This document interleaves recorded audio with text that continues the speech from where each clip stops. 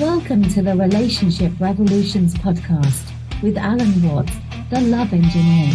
The world needs more healthy, loving and lasting relationships, yet school does not teach how to attract, build and keep them. Hi, and welcome to the latest episode of Relationship Revolutions, where today I'm joined by Mr. Jonathan Smith, and I always start with this similar questions at the beginning. Who are you? Well, obviously you're Jonathan. What are you and where are you?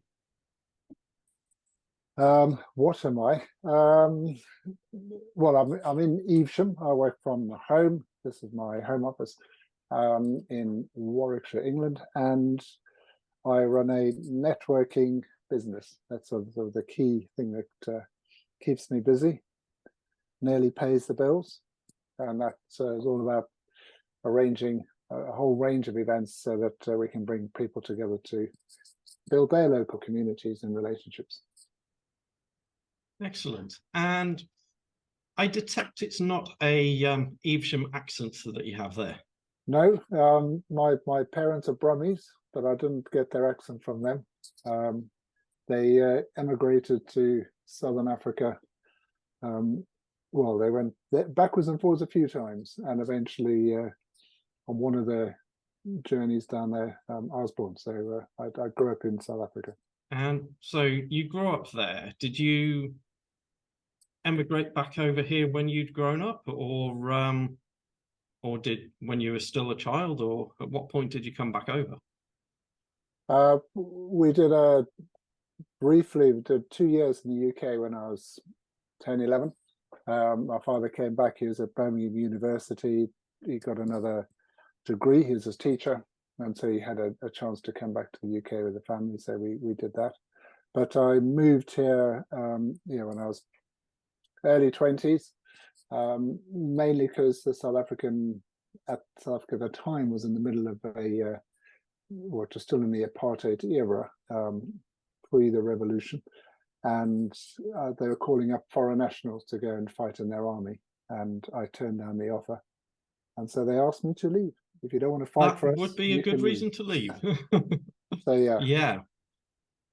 So what when you came over here to live, how old were you at that time?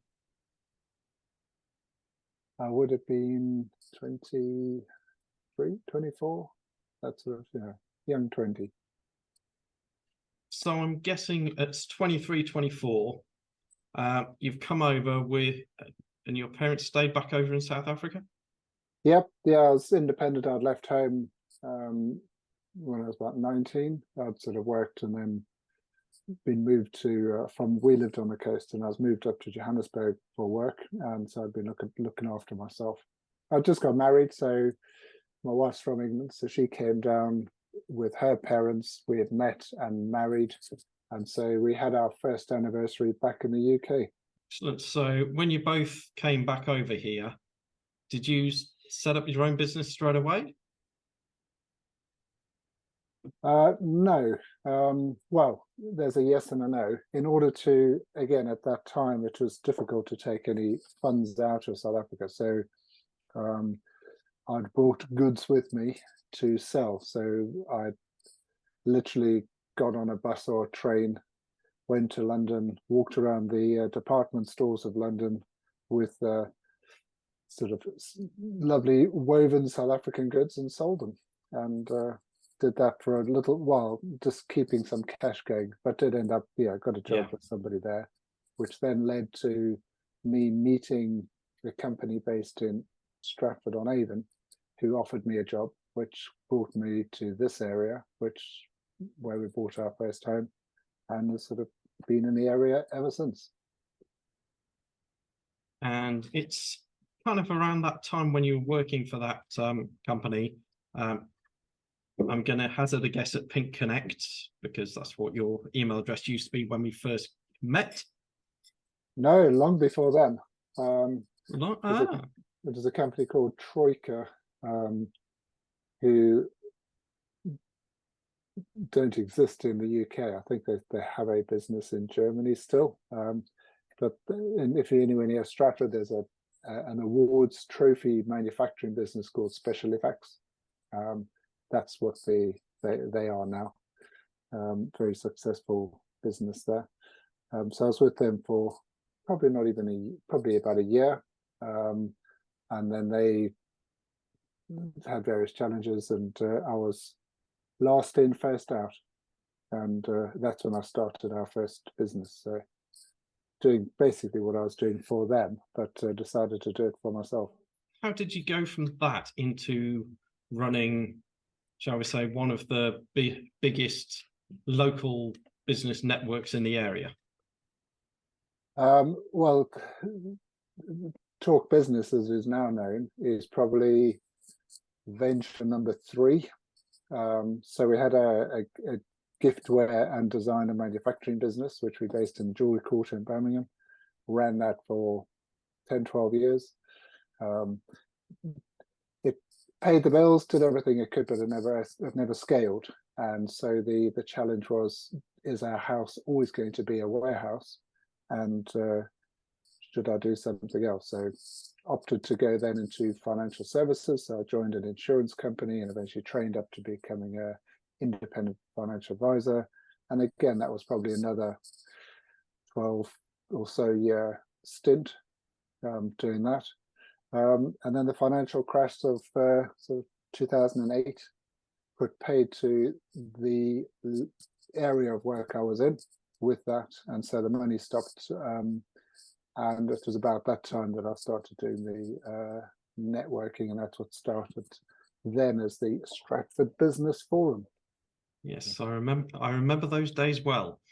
So having, almost 15 years of running networking events and connecting businesses and connecting people, we get into the reason I wanted to bring you onto this podcast, because it's all dating and relationships is all about relationships, and what you do is also all about building relationships.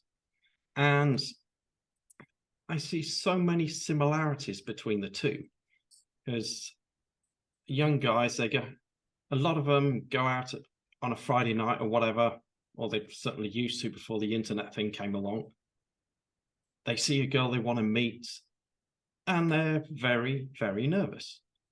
It's that same thing with a lot of entrepreneurs or business people when they walk into a networking event. They see potential clients and whatnot, but a lot of them are too scared to speak to anyone, let alone stand up for that infamous 60 seconds and say, hey, come and date me, in the business sense. So for anyone who might be in that situation, how would you suggest to overcome that?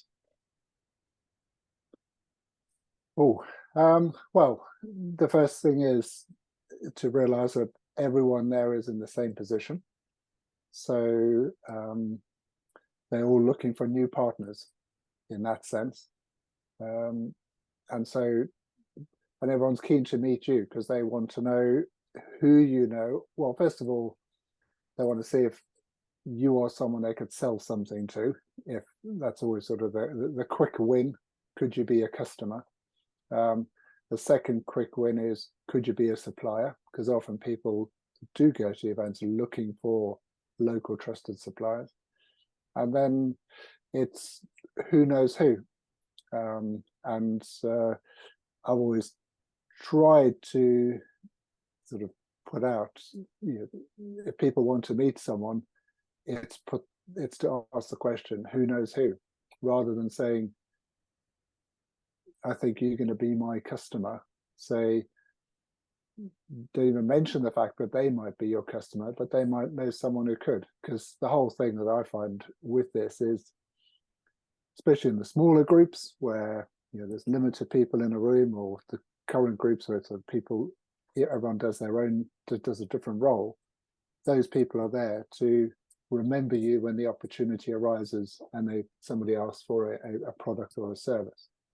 Other networking events where it's a big room full and it's a bit of a free for all, and you've got to go and the more the cold call type of event, generally I'd recommend to people hover around the coffee machine, hover around the food and cake stand, or also look for the other person who's looking the most uncomfortable in the room, and just go and say hello to them. Help people pour the coffee, hand out the cake. Suddenly you're popular if you're the one with the tray of food in your hand. Where the coffee stand is always a good kind of place to be, or by the bar a lot of the time. Trouble is, sometimes then you end up having these pretty girls come and say, "You're going to buy me a drink? You're going to buy me a drink?" No. In the business networking world, people are there to meet people. It's not like if you go down a high street and go into a pub, people are there for a drink or for meeting their friends or for doing something else. So you're not sort of cold canvassing a girl at the bar. A networking environment does give you that confidence. And I think always it's the other side is, don't tell people who you are, ask them who they are. People love to talk about themselves. It's definitely that people like to broadcast far more than they like to receive. So give them the opportunity. Because it's funny, you can allow someone to talk at you for half an hour and you'll hear them say to somebody else, had a really good chat with so-and-so. No, you had a very good broadcast to so-and-so. But because he was a good listener, you have a good feeling about them. So it's, just be the receiver. Yeah, that's kind of, that's my trick. So I've never really been that talkative one. So why I host a podcast, who knows? But I do. Well, you ask the questions and I do all the talking. That's nothing different. That's the point. I'm giving you that chance for that broadcast. And something I noticed. Likewise, it's not a place where I sit comfortably. I don't think I am a broadcaster. A lot of what I sort of do is, it's not about me. It might be about the brand of what I'm trying to promote, but it's, you don't find me in the pictures at events, that sort of thing. It's only if somebody else happens to take one and put it somewhere. You'll very, very rarely find I put my face somewhere. That sounds like a challenge for everyone in your network to snap your phone, get your picture snapped and put it all over social media. Oh, that'll lose them followers in no time. You never know. So what's one of the biggest challenges you've had to face with the world of networking? Well, to make it a revenue creating business, that is the difference. It's to make it a constant challenge is to try and give value and hopefully worth to what we do. We ask people to be members, to subscribe, to pay to attend things. We don't make margins on the events. So if people have paid 15 quid for a breakfast, it's pretty sure that it's close to that it's cost with venue and booking fees and all of that stuff to that figure. So it's convincing people that it's good value and keeping them in the fold. What kind of impact did the COVID era have on your business? Significant, I think. Well, we're just after 10 years of having the brand under various business forums, sort of brands. 2020 is when we, as our 10th anniversary, changed everything to the Talk Business brand and what we're looking to grow from that. So we didn't have many months to actually get that underway. So the whole COVID era, myself, I think I'd been on 2 or 3 internet phone calls in my life. And within months was hosting 10, 12, 14 events every week across everything from first thing Monday morning to last thing Friday afternoon. different groups, different reasons, different themes. So nearly, yeah, just hard work, very tiring. We probably lost a third to a half of our membership over that period. Paying membership, people were attending, but Yeah. because the events were free online, we never charged for anything online. Sort of people seem to lose sort of sense that there was a value for the time. So yeah, it's been I'm sort of looking at it as a post-COVID era of I'm in year 2 of a new business. That's my sort of mental mindset, is this is a new business, and letting it do things in a different way. Yeah. I'd say that's a great way of looking at it. Well, in the old pre-COVID days, we used to host less events, but bigger events where it was more the cold calling, lots of people in a room, go and see who you want to meet. Now we're very little on that and very heavily on smaller groups, more intimate environments from that side, where it is far more conversation led. That's what I sort of enjoy, and that came from the COVID online smaller groups meeting, thinking this is what I enjoy. I like hearing what people have to say and not being the broadcaster, so everybody's sort of part of the conversation.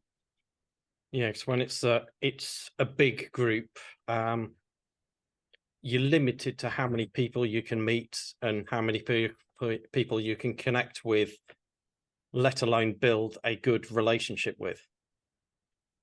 Well, if you think of the events we used to host, our big breakfast events, you'd get 60 to 100 people in a room.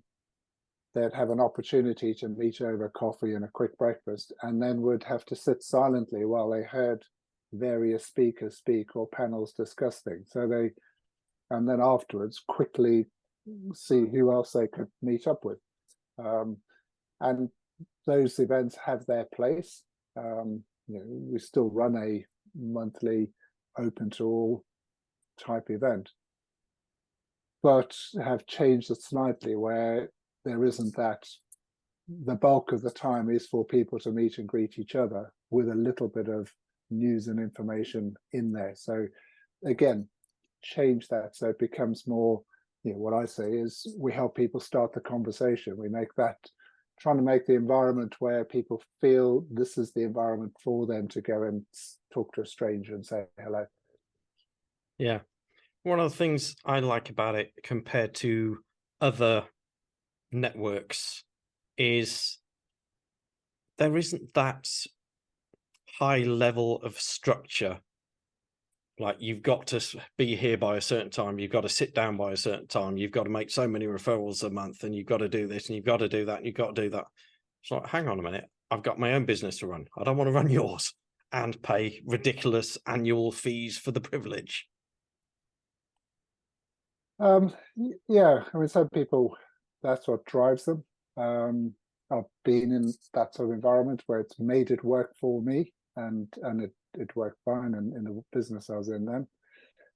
But now it is definitely, even though we have a number of groups which are all under the same framework, they all have a very different feel, culture, almost. You can go to 10 different groups and feel, yes, this one definitely has its own identity. You're not just another number in a routine, in a regime and in a sequence. So when you're in a position where you need the services of somebody like, I don't know, say a photographer, you've got one in nearly every group. How do you pick which one to use without offending all the others? Well, over the years, sort of, you use a lot of them, or people realize you can't have everyone in the room. I mean, I've got an event coming up and spoke to one person who sort of had recently said, I want to get more into event photography. And I said, well, I've got an event. Do you want to come and do some photography? And that's where it happens. It's sort of the moment. But also I must admit, I don't use a lot of people's services, mainly because I'm a tiny business. I'm probably one of the smallest businesses in my own network that there is. So I don't really use a lot of the services, but I do recommend and refer a lot of them. You said you met your wife in South Africa. How did you actually meet? Was it through a friend of a friend, or? Yes, we were both in the same church group. So I'd recently moved to Johannesburg and she'd come with her family from abroad, and we'd ended up in the same sort of church group. And it was, obviously we were young people then, and it's sort of a young people's, typical South African thing. So a barbecue together, come around and chill, relax weekend. And that's sort of where we first met. So that was it. Yeah, it might have been a very different situation if there was online dating back then. Spoiled for choice, I think a lot of these youngsters are. Yeah, I must have. It's obviously a world I know nothing about. Yet the few people I've known who have recently remarried after, wives in both cases that I'm thinking of have died, were men in their 70s. Meeting women equally, I think, similar ages from all, I think, but from meeting online and starting relationships that way. So, don't know. I really can't get my head around how that all works. Yeah, very much in the, well, I suppose it's thinking back to how I grew up. You sort of go out and you do the things you do. Yeah, I was into sport. I was at college. Obviously had a number of girlfriends over the years, and I mean, most of them had come through probably, sports club connections, rather than meeting someone in a bar and saying, "What's a nice girl like you doing in a dump like this?" Yeah, I don't think those lines actually work for many people, but they're still around now, so they must work for somebody. I just haven't met them. Funny enough, I used that phrase once, and to the lady in question, we actually became good friends. Never dated, just became really good friends for a long time. It really was a dump, so it was appropriate, and she was a really nice lady. And I don't think I have. Come to think of it, I don't think I've ever used any lines. I mean, when I met Kathy, I know we laugh about it now, but I thought she was slightly stuck-up English girl, and she thought I was a very cocky South African. And I think I don't know if it's just the South African sort of upbringing where you are quite cocky, but we weren't not friends. We were sort of friendly because of the environment we were in, but it was a while before we actually sort of became friends, and then that led to romance. So it was friends first, but it did.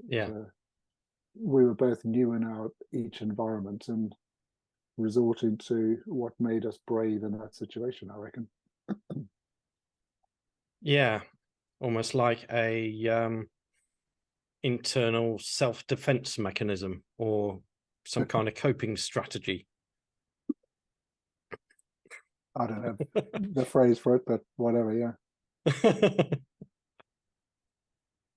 Interesting. I spoke to another couple who met in South Africa, and when I spoke to the wife and asked them how they met, she says, well, the first time he came into my office, he was arrogant, he was obnoxious, I hated him.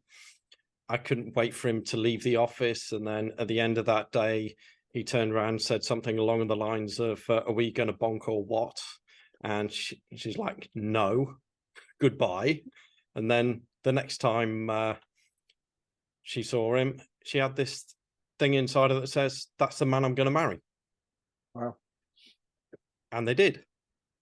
So what the difference in approach was between those two meetings, I do not know. I haven't found that out yet. Yeah, no, I haven't used that as a chat-up line, I must admit. Yeah, whether he used those exact words or that was her interpretation, who knows? Good one. Crazy things people tell me. I imagine in the roles you do, yeah. If there's one thing people need to know about building relationships, whether it's business or personal, what would that one thing be? Well, it goes back to being the receiver rather than the broadcaster. I couldn't say that I was a particularly good, I wouldn't say I was an expert listener, but I do listen. And also, yeah, so look for opportunities to give someone a bit of support for themselves or their confidence for themselves. Yeah, I think being the receiver, or being receptive rather than the receiver. Being the receiver to sort of listen to what people are saying. I had a good phrase, which is sort of listen on purpose. And a bit like when you read on purpose, and just read stuff, sort of think about what you're reading. And listen to if there's one thing out of what someone said you can pick on. Respond, and then they know that you've listened, rather than you wait for them to finish speaking so that you can have an opportunity to have your say. Yeah, I think it was Peter Roper I heard say this many, many years ago. And what it says, listening is the highest form of hospitality, which initially I didn't really get what he was talking about, but over time that sort of developed within me, and I found it to be so true. And it goes back to what you said earlier, that people want to broadcast and want to talk about themselves, and they just want somebody to listen, because so many people are too busy trying to get their own broadcast out that the listening, well, if I do listen, it's going to be, what's he saying? So how can I respond to that or reply to that? And how can I get my story out there, because my story is more important? Yeah. I mean, there are people who one meets and you learn to avoid later, when it's almost a one-upmanship of, you might be saying something and they go, oh, I've got something like that, or oh, I've had a similar experience, but more interesting, better, more, whatever the thing is. That sort of one-upping rather than having a conversation. My father always used to say he loves a good argument, where it was an argument, people putting over their own opinions, and you debate them, and it's a proper argument. No one gets cross, no one gets upset. It's the old sense of argument. Nowadays, people think an argument is a fight. An argument is a challenging of ideas, and that's a bit like, I suppose it's sometimes at our events, you end up with a good discussion, and people have opinions and they share opinions, and it goes around the room. And in the end, people then have the confidence to get involved, and those work really well. And then you feel it, and everyone feels invigorated by that, whatever the topic. It doesn't have to be anything to do with business. Just something that somebody said, and off they go, and everyone has an opinion on it. And that's great. And you feel, okay, everyone's had a chance to listen. And that's nice and positive. I think that's a good, in today's parlance, good mental health stuff. People have put over an opinion, it's been listened to, which was probably the biggest thing. Yeah, very much so. And some question or something I keep hearing time and time again is if somebody fancies someone at a business networking event in a romantic way, Ooh. should they bring it up or should they keep it quiet and keep the business and the personal things completely separate? I observe, because quite often I'm the facilitator in the room. I'm in a way not there for business, although it is my business and it's to get more people to be involved in the business. I'm there to make sure people feel as though this has been a good experience for them. So I do observe what people are doing, and you do see, you know, the migrations of people to each other, but also pick up comments where people might say things which you go, "Oh, I'm not sure you're the sort of person I want to have in the room." You know, where someone might comment on someone's dress, clothing, face, physique, whatever it is. You go, that's not quite what I want to have in the room. Is that So, is that a regular occurrence or? no, no, no, very, very rare. I don't think we've ever spawned a marriage. I've never had to buy a hat, as it were, to go to a wedding. I don't think, not that I can think of offhand anyway. I don't think we've had that happen as a result of what we've done. Maybe I've failed on that. If any one of your network is listening and would like to play half a part in making Jonathan buy a hat, please reach out and I'll see who I can connect. I mean, on the relationship side, and over the years, you've just seen phenomenal, instantly gone blank as to one specifically, but you do to sort of pick up that relationships have happened, people have met, business things. So all the right positive things have come from being in the same room at that time. And without having been told this is what you have to do and you have to work with that person, because people won't, no matter what they've told to do. People will work with who they want to work with. Yeah, very much so. It's like the old it's like when we're children, when your parent says, don't do this or do this or do that. Well, I just want to do what I want to do and I don't care what you say. Yeah.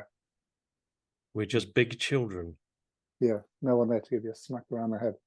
No, I haven't had one of those for a while. I don't miss it. No.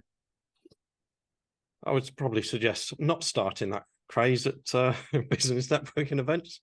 You will sit down and be quiet. The group dynamic usually manages situations and there's enough mature people around. I don't think we've ever really had difficult situations. I would think you'd remember if you did. Yeah, I mean, nothing which is horrific. There might, other than, like I said, the odd person ogling or goggling where you're commenting inappropriately. But rare, yeah. It's not a regular thing at all. Thankfully. Yeah. I would think the people who aren't a good fit for a group like that filter themselves out quite quickly. Yeah. I also try to be, well, proactive in having balanced genders. Definitely try and getting more, particularly women, into the networking groups, because again, that gives a nice balanced dynamic. A bunch of blokes in a room has a different dynamic to a balanced room. It does. The conversation completely changes.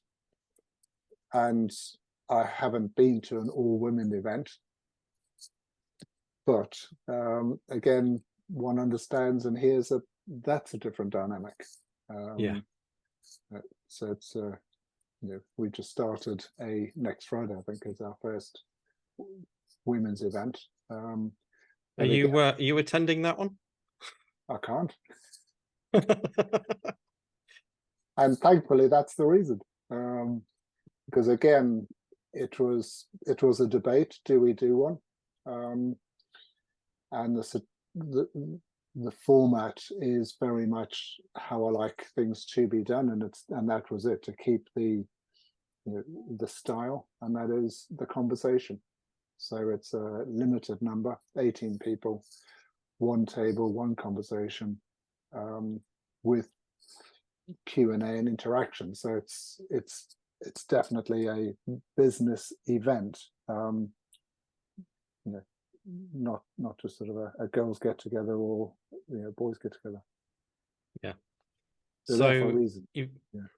You've got this ladies only event starting. Are Yeah. you having a men only event at some point, or? If a man in the group says I'd like to do a men only event, we'd see what that would look like. There are some about, and happy to point people in that direction if that's where they feel they want to go. And so yeah, because I had Anthony Asprey on recently, and one of the things he said the hardest thing is getting men in a room to talk. Women will be easy because they talk all the time, but as men, no. But then if there's a purpose for it, like going there to talk about business, it's a lot easier. Yeah, I've never gone to a men only thing. That was promoted as men only. I don't know why. That's maybe you should. I think that, like Anthony's ones, I think I've been available at those times to go to them. Yeah. I think I'd be open to it. I know there was a charitable organisation down near Stroud, and they do a Men Around the Fire event. So yeah, and I think I quite like that idea where you sort of, it's on a riverbank, they light a fire in the middle, you like the old Boy Scout type thing, you sit around the fire and chat. I can see that being a fun evening, just because I like the experience of that sort of thing. But yeah, maybe we should have a Men Around a Fire night somewhere. You never know, we could quite easily organise one, but you might want to wait till summer. Well, that's we've quite got the weather for it. Well, that's as long as it's not raining, it's fine. Yeah, I'll do what the Kiwis do when they have a barbecue and it rains. Just take the cars out, put the barbecue in the garage, job done. Nothing stops the barbecue. No. Some things are just too important. Absolutely. Yeah, we do barbecue our Christmas lunch, so sometimes that's been in the snow. Yeah, barbecued Christmas dinner was a weird one for me, especially having grown up here in England and then being the other side of the world. Christmas Day, shorts, t-shirt, barbecue. Like, what the heck is going on here? Yeah. No, it's nice. Well, we barbecue our Christmas lunch in the UK, so it's the main protein is cooked on the fire. It certainly gives it a different flavour, doesn't it? Keeps me out the house, which is also a good thing. Is that how she gets you to cook? I want you to cook Christmas dinner. I only cook barbecues. Barbecue Christmas Day, sorted. Yeah, freeze up the oven for everything else. Yeah, good fun. Absolutely. If anyone's listening to this and wanting to get involved in business networking and would like to learn more about you, what's the best ways they could get in touch with you? Specifically about Talk Business and what I'm doing. I mean, if anyone in the world is watching and taking notes, there is always a networking event happening near you at some point. And nowadays, every style from casual meeting to formal, rigid, controlled things. So that is available, I would imagine, globally, and you can find the sort of networking environment that suits you, and try them all. Go to as many as you can. For us, it's just look up Talk Business UK. There's an agenda on a whole range of events, from ones like we have tomorrow, where it's open to all, 50 people in a room, just meeting and not controlled at all. So everyone just chatting to who's at their table, moving around as they want, to groups where everyone in the room does a different job and they sort of protect their seat, as it were. So you won't find another accountant in your room if you're an accountant. To the ones which I think I probably enjoy the most, and that's the sector specific ones. So we do those for people in the most popular ones, people in the property sector, that sort of covers an awful lot of things, and people from all sorts of businesses go, actually I do a lot of business with property companies, so it just gives them another reason for having a conversation, and giving them an excuse to say what they do. And the same with the creative sector, which is probably quite a lonely sector. A lot of the people in that sector are freelancers. If you think of all the photographers, videographers, graphic designers, all the people in that sector generally are like that, but they have to collaborate to do bigger jobs, and those also give a good environment for that. And you can have 5 photographers in a room getting on well and chatting about stuff they know. So yeah, I suppose we try and give people the space where they're the most comfortable. Excellent. And, find us, talkbusinessuk.co.uk. That's where it all is. And I'll drop those down in the show notes as well, so everyone can find it at the click of a button. But also, for me, I mean, the biggest connector for me is the LinkedIn channel.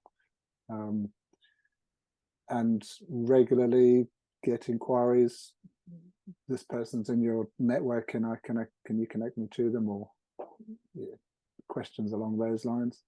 So yeah, the whole thing is being the useful person in the room, or the helpful person in the room, be it a virtual room or an actual room. Excellent. So final question for you. Yeah. As this podcast is called Relationship Revolutions, if there was one thing that could bring a revolution to the world of dating and relationships, what would that one thing be? And there's no right or wrong answer. So having, well, in the world of romantic relationships, starting them or finding them there, and haven't been out looking for many, many decades. What could be a revolution? You've stumped me with your final question. That's why I don't prep anyone for it. Yeah, I can't think of what would be a revolutionary thing.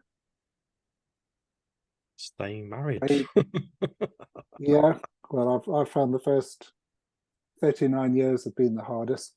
I'll let you know after that the 40th anniversary happens. And when is the 40th anniversary? In a year. So yeah, we're coming up to 39. 2024 is the year of the 40th. Excellent. And do you still remember the date, or do you need a reminder every year? No, I remember. Well, we have 2 dates, because in South Africa you had to get married in court first, and then your church wedding, as it were, the next another time. So we had ours one day after the other. So yeah, 8th of the 9th. So it's an easier date to remember. Excellent. Surprising how many people can't remember that date. And on that note, it's been an honor and a pleasure having you on. Thank you. I'm sure we will connect again very shortly. Yeah, look forward to it. Thank you.